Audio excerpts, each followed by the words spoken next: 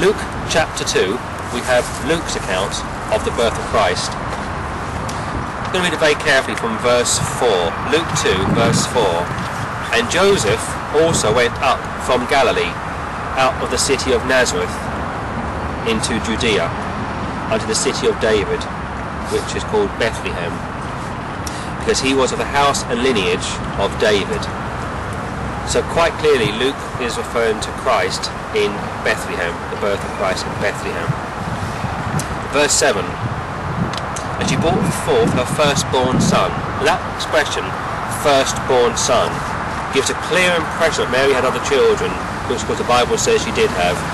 If Jesus was an only child, you wouldn't say, this is my firstborn son. You'd only say firstborn son if you had other children to follow. And they wrapped them in swaddling clothes and laid them in a manger, because there was no room for them in the inn. So they come to Bethlehem for the census. Claudius, Caesar, of course, from 2-1, Caesar Augustus gave the issue to go out to be taxed, the whole world, whole of the Roman Empire. So Luke 2, we have Jesus Christ on his way to Bethlehem in his mother's womb to be born. Just a quick side note, the child's blood in the mother's placenta is always from the father, never from the mother. Little fact which is interesting, that when the baby is in the mother's womb, it's only the father's blood who goes into the child's blood, never the mother's blood, always the father's. Go to Matthew chapter 2 please, Matthew chapter 2. Now remember, Luke 2 has just covered Christ's en route to Bethlehem to be born. And we'll come back to Luke in a moment, we haven't finished with Luke. Matthew chapter 2. And when Jesus was born in Bethlehem of Judea, just read that of course in Luke 2, in the days of Herod the king, behold there came wise men from the east to Jerusalem. Now how interesting, they come from the east to Jerusalem. Normally go from the west to east, but here we have them come from the east to Jerusalem. These wise men, at least 3 of them, so tradition tells us, would have come with several hundred strong armed guard. These are very powerful men, like prime ministers, generals or ambassador characters. They didn't come on their own, and it says here, they came to Jerusalem, saying, where is he that is born King of the Jews? For we have seen his star in the east, and have come to worship him.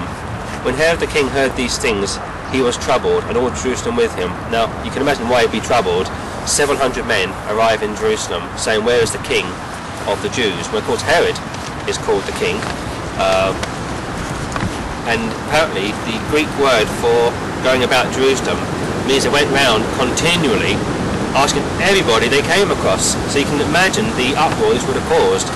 Now I believe that the wise men didn't know where he was to be born. I think it was a genuine error, because they would think the king would be born in Jerusalem, not Bethlehem.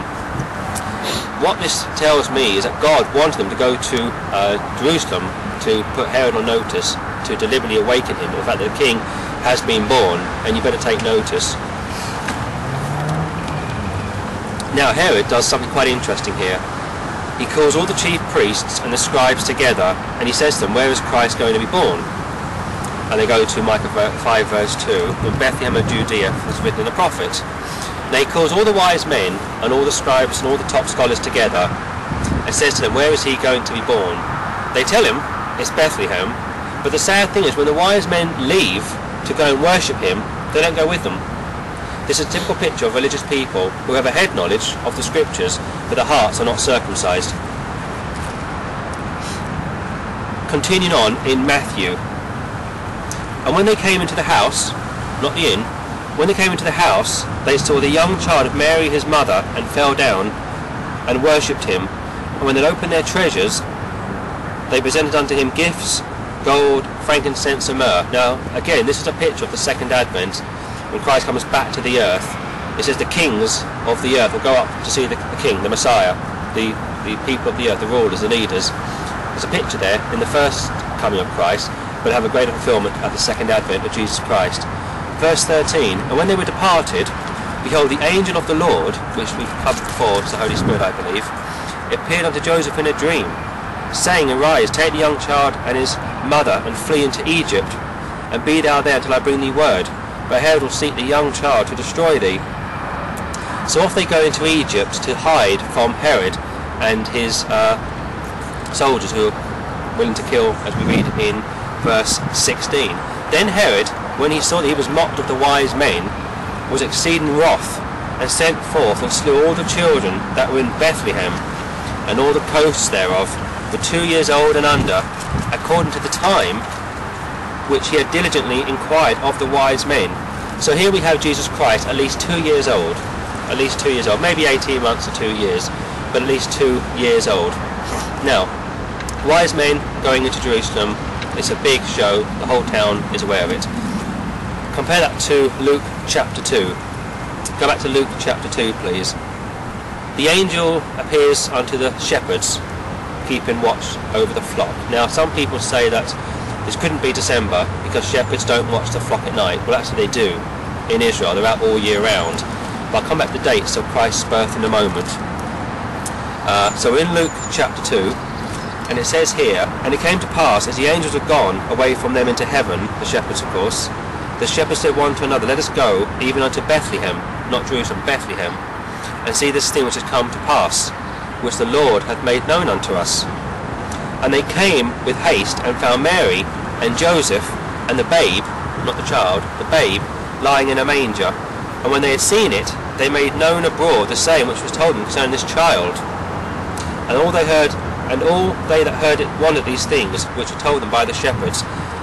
Verse 18, but Mary kept all these things and pondered them in her heart. That is a picture of Jacob in the Old Testament, when it says he observed Joseph's words, kept in his heart, pondered them. So you see Matthew's account showing Christ having a kingly birth, if you will. Luke's account covers the shepherds coming to see the baby, where of course in 1 Thessalonians chapter 4 we picture the rapture. And I'm going to try and draw a parallel between the first coming of Christ and the second coming of Christ. Luke chapter 2, the shepherds come to see Jesus Christ.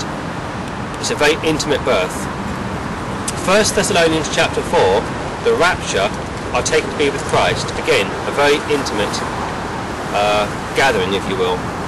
Matthew chapter 2, the wise men come to Jerusalem to see the King of the Jews. Matthew 24, they come back at the end of the tribulation with Christ. The saints come back with Christ at the end of Matthew 24.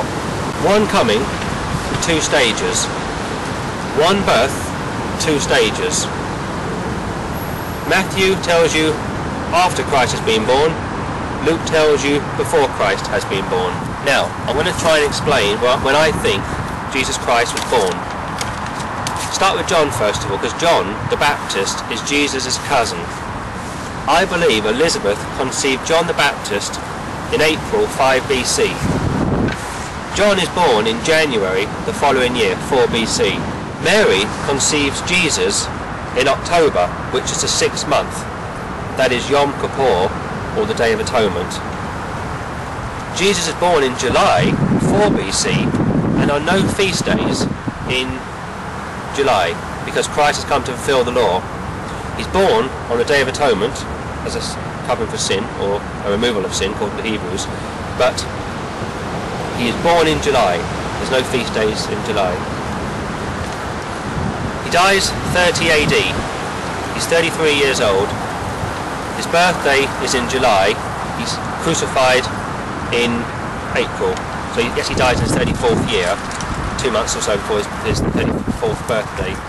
30 AD to 70 AD is a generation. God gives the Jews a generation before he destroys the temple. 40 years, 30 to 70. And of course Jesus is 7 months younger than John the Baptist. So here you see quite clearly the Bible does not contradict. If anything, it's very rich in its blessing. If you would study the scriptures to show yourself approved unto God, that book will show you nothing unless you study it, and study, and study, and study. The more you study, the more God will show you. So to wrap this up, Matthew 2, the king is born, and the wise men go to Jerusalem. Herod consults the scholars. They correctly say he is to be born in Bethlehem. they quote Micah 5:2, and if you read the passage carefully, they call him a governor over Israel, where Micah said he was a leader or a ruler over the people. And I think the wise men who arrived to see Herod, with the scholars present of course, are playing down the significance of Christ's birth, but it does say that he is to be a ruler in Micah 2 in the Old Testament. Luke chapter 2, the shepherds are invited just after the birth of Christ. Family only, the shepherds. One birth, two stages. Second Advent, two stages. Matthew 24 comes to the earth with the saints with him. 1 Thessalonians 4, the church is raptured up to be with Christ. Do you see a parallel between Luke 2 and 1 Thessalonians 4, Matthew 24 and Matthew chapter 2?